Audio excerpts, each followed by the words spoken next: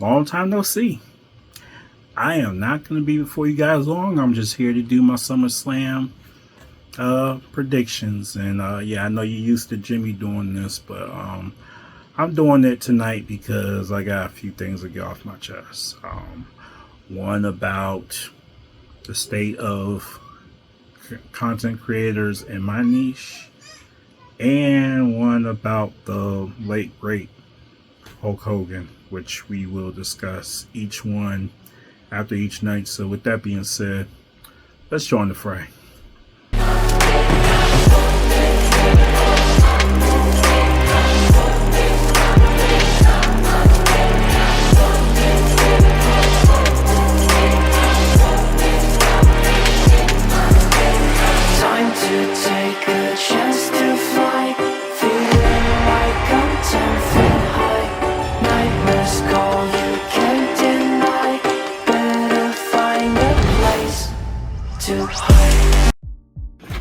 Alright, man. Welcome to the Wrestling Fray. Welcome to another episode of Fray Picks. Like I said, I know Jimmy normally does this, but I'm doing it today. Anyway, man. When I do the WrestleMania picks, I don't differentiate from night 1 to night 2, but I am going to do that tonight because after I do my picks for night 1, we are going to talk about the state of whatever. After night 2, we'll talk about Terry Bollea, aka Hulk Hogan. So night 1 looks like we have Sami Zayn versus Karrion Kross. I don't know where to go with this one. Honestly, it's hit or miss with this. Kross is right. Everybody he's told about them will eventually change. I'm hoping that's not the case with Sami, but we gonna see. But I am definitely picking Sami for this one because I don't see any reason why Karrion Kross needs to go over at SummerSlam. All right, then you have Roman Reigns and Jey Uso versus Braun Brekker and Bronson Reed. Roman Reigns and Jey Uso need to win. You know why, man? This man took your shoes. If you let somebody whoop your ass at PLE after they done took your shoes on national TV, you ain't no tribal chief. You a chump. This man took your shoes. That's stuff that's been happening since we was little kids. And I'm going to say we was little kids because I'm only a couple years older than Roman Reigns, bro. You let this man take your shoes. Bro, you have no choice but to whoop his ass. It don't even have to be in a match. Whoop his ass backstage. He took your shoes. You realize how much of an insult that is? Bro, I felt bad for you. And I know everything's scripted, but even I felt bad for you. Bro, I don't know who wrote that, man. I'm like, I know some feelings are riled up with that. Dude took your shoes. Shoot. You need to spin the block on that, dude. Anyway, now, the Judgment Day, or Roxanne and Raquel, against Charlotte Flair and Alexa Bliss. I don't see any members of the Judgment Day losing on this night. I think it makes sense for all of them to keep their championships. With that being said, I think the Judgment Day is going to retain their titles. And you have Randy Orton, Jellyroll versus Drew McIntyre and Logan Paul. I cannot remember. Is there something going on with McIntyre? Like, is he still in the match? Like, I'm hearing different stories. I mean, either way, I picked Randy Orton and Jellyroll. This celebrity match is not really hitting with me exactly. I know WWE has a history of doing it, but I don't know. Just not feeling nothing against Jellyroll. I'm pretty sure he's going to do very well. Because I was wrong about Bad Bunny. He tore it up in the ring. So, yeah, okay. We'll see how that goes. All right. And we have Gunther versus CM Punk. Now, here's the thing. I would pick CM Punk if Seth Rollins was healthy. Because the threat of the suitcase, good Lord. The threat of the briefcase would have me thinking, okay, maybe you're going to cash in. Something like that.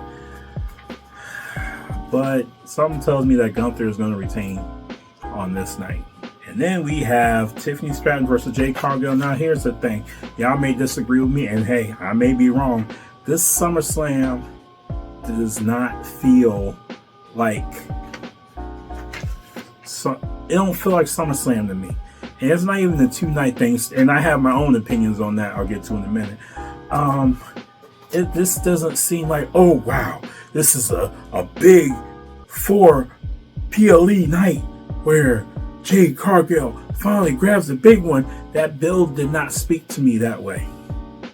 If Jade Cargill grabs the championship, it's gonna feel empty to me. Like, I have to feel a certain way before somebody grabs that championship. It has to be the ultimate build to really grab that feeling for me. The only time a quick build like that really worked for me is when Eddie Guerrero won it, but that's the only time that's ever worked for me. So that's why I think Tiffany is going to retain. She may lose it to Jade in the next couple months or so, but I don't think she's losing it tonight. So that's my prediction for night 1. And yeah, back to this whole 2-night SummerSlam. Okay, we did it for WrestleMania back in COVID because there was a lot of matches for WrestleMania and there was no audience. And then when the audience came back, it just turned into something that they wanted to keep as a spectacle. But now that they're introducing that to SummerSlam, it's nothing but a cash grab. It is nothing but to make people pay for 2 nights at a PLE so that your gate records can go higher or whatever. I'm not gonna say I have an issue with that, but I see that. I see right through that. And this seems more like a TKO thing than a traditional WWE thing. So I'm not saying I disagree with it, but it doesn't sit that well with me. So right now I want to talk about, before we get to night 2, I want to talk about the state of, content creators in the wrestling niche. Okay, so yes, we've been trying to get to 1,000 subscribers by the end of the year. I have not been consistent with a lot going on. Had a lot of personal things going on, and as y'all saw, had to move in a new house, had a new child. I had too much going on to be consistent, and I'm running this other business on the side as well. But I see some content creators, yes, they started after I did, and yes, they tripled, quadrupled the subscribers that I have, and honestly, I am not mad at that at all. The issue I have is when you have to resort to buffoonery to do so. Sorry. Ain't gonna do that. When you have to resort to acting an ass just to get subscribers, just to get views, you have to come on here, get high or get drunk, and you gotta put on your boots and dance for master and all this coonery. Yeah, I said it, because that's exactly what I see, and it sickens me. It sickens the fuck out of me. I will never do that for views. You guys know that. And it sickens me that people, especially of my culture, would go as low as to do something like that. I'm not even saying my culture. People in general will go as low as to do something like that. Yeah, I got time today. Because you look like a fool and you are a fool. I'm not going to say what channel it is, but just know I'm not subscribed to that channel for this very reason. I am not clamoring for views like some view whore, okay? That's why I love and respect every single subscriber that I have, because you guys are quality. You actually subscribe to my show, our show, to watch us, to do what we do. Is not because we do any random stuff. Jimmy alluded to it back when I think when we got 500 subscribers. These guys get on here, shuck and jive, do all this crazy shit just to get subscribers and views. Like I said, we ain't doing it, and it should be none of my business, but it really breaks my heart that my fellow content creators, and they seem like cool people, but You making this look bad, man. And I'm not even talking about black people. I'm talking about wrestling content creators in general. For you to have to stoop to that level, you ought to be ashamed of yourself. Anyway, that's just my opinion. And honestly, if I get dislikes for that, I'm sorry. I'm not going to sugarcoat anything anymore. Apparently, I've been doing that for 5 years, and it ain't get me nowhere. It ain't get me shit. So I'm going to say what's on my mind. That's bullshit what I see out there. I'm tired of seeing it. And I will be letting them know on their channel. With that being said, let's go to night 2.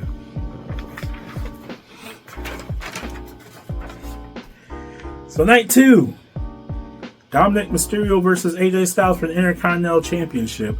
I told you guys I am not going against the Judgment Day at all. So I think Dominic retained. And with AJ picking up the victory last night or Monday night or whenever y'all see us recording, I think that but solidifies what it's going to be, honestly. Alright. Got Solo Sikoa versus Jacob Fatu. And I was honestly leaning towards Jacob Fatu winning, but I think Solo's going to retain. Steel cage match. Unless some wow happens, like we get a certain somebody that's finally coming. Unless something like that happens, I think Solo's going to retain. Now, Becky Lynch versus Lyra Valkyria for the Women's Intercontinental Championship. Now, I had on here, I had Lyra winning, but I feel like Becky holding on this night moves the story along much better. Now, the downside to that is the fact that Lyra can't challenge for it anymore, but honestly, I think this is interesting way to add Bayley into the mix. Bayley could cost Lyra the championship and or opportunity to where she can't challenge for it again. Bayley ends up taking the belt from Becky, and then it's going to be Lyra and Bayley feuding for it. I think that's the best way to keep the story moving along. Okay. All right, you got Naomi versus Rhea Ripley and Io Sky. Now, here's the thing. I think all three of these women are going to show out. They're going to tear this house down, especially Io and Rhea. I think they're really going to tear it down, but I do not think Naomi's losing this title tonight. I don't know how she's going to do it, but I don't see her losing tonight. And you have John Cena and Cody Rhodes. Now, look, I'm seeing this stuff. I'm seeing it online where everybody like, Cody Rhodes is turning heel and The Rock's coming back. As The Rock is not coming back. I don't see The Rock coming back for anything. Every time we expect The Rock to come back, he does not. Yes, it would be a wonderful surprise if he does cost Cody Rhodes to win the championship back, saying, okay, I have made my decision. I'm going to be your champion. All that. Yeah, that would be very interesting. And that would even be very interesting if that turns Cena back face and Cena is trying to take down this evil empire, whatever, and in the process bringing up a young star to take the reins and possibly challenge Cody down the line. That's one way to do it. I don't trust TKO to do that. I think Cena retains. So those are my picks, ladies and gentlemen. And now let's talk about Mr. Terry Bollea, aka Hulk Hogan. For those of you that didn't know, I celebrated a birthday on Saturday.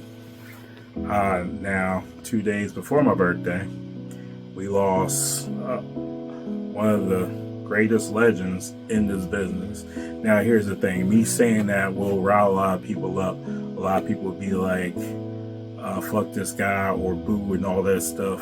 But let me put this in perspective. Well, before I put it in perspective, I will say, okay, yes, I can't say that I was favorable to this guy before his passing because I wasn't. It wasn't me necessarily booing him or anything like that. It was really me being disappointed that he would use a racial slur that would be offensive to me. Disappointed that when we were cheering him on, he was backstage holding talent back in the back, and we're just seeing all the good stuff. Disappointed a lot of stuff that Hogan has done. I mean, I don't even care about the whole political stuff, honestly, because I don't like none of them. But so no, I was not favorable of Hogan at all. But I would really be a fool to sit here and pretend like he is not the reason I'm talking to you now. I would not have been in wrestling. This man introduced me to wrestling 39 years ago.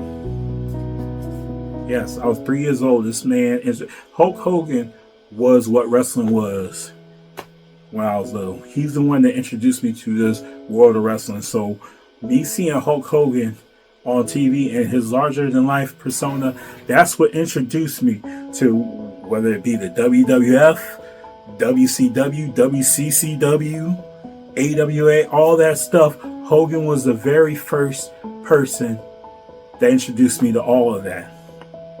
So yes, I have to give the man his respect. They say he made wrestling what it is today. He started my wrestling fandom. If I was not a Hulkamaniac, I would not be a wrestling fan at all. Regardless of what he did, I have to give him that respect. With that being said, it's okay to have a varying opinion on Hulk Hogan and still respect him. It's like whether you say one thing or the other, somebody has an issue with it. My opinion is my opinion. Yes, you can sit here and say fuck your opinion, and that's your opinion. Whatever your opinion is. Some people will be upset that I have disagreements with Hogan. That's my opinion. Because here's one good thing about the good United States of America.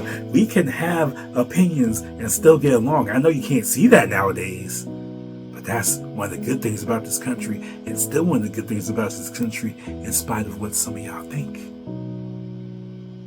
With that being said, rest in peace to Hulk Hogan. And those are my picks, guys. Leave your picks in the comments. And I'll see you guys later. Thanks for joining the fray. Mickey Mouse.